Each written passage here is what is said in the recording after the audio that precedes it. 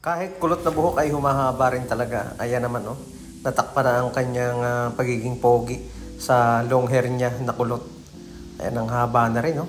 Kaya naisipan niya na paiklian na. Pero ayaw niya ng sobrang ikli. Ano daw ba yung gupit na pwede sa kanya? So, well, I suggest na ang gagawin natin, puputulan natin yung mga kalahati ng haba ng kanyang buhok. Pero ayaw niya ng sobrang maikli talaga. Kaya focus tayo dun sa gusto niyang saktong haba lang. Ngayon, ang haba, oh. Putulan muna natin para makita natin yung side. Kapag mga ganitong kulot, medyo mahirap suklayin yan. Dapat ang gagamitin natin suklay yung malalaki yung awang ng kanyang ngipin-ngipin ng suklay. Pagkatapos natin buwasan, gamit tayo ng number 3 na clipper guard. Pwede ding number 4. At nipisan natin yung pinakang side nito. And then, ganun din sa likod. Same motion. Pagbawas. Para hindi masyadong mapataas. And then, dito sa left side, same pa rin. Hindi muna natin babawasan yung likod ng kanyang tenga. Ang gagawin natin dyan, mag-overcomb tayo. I-overcomb natin. Estimate lang natin yung haba.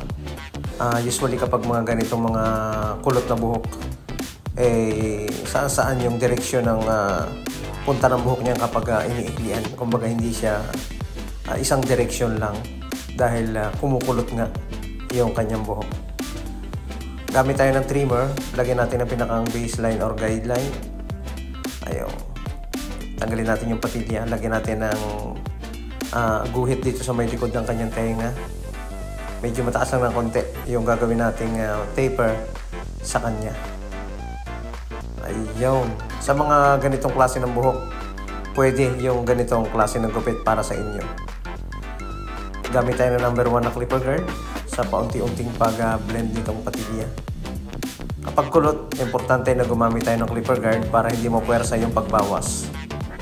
Huwag nating re-recta yan dahil baka biglang mapuwersa yung pagnipis.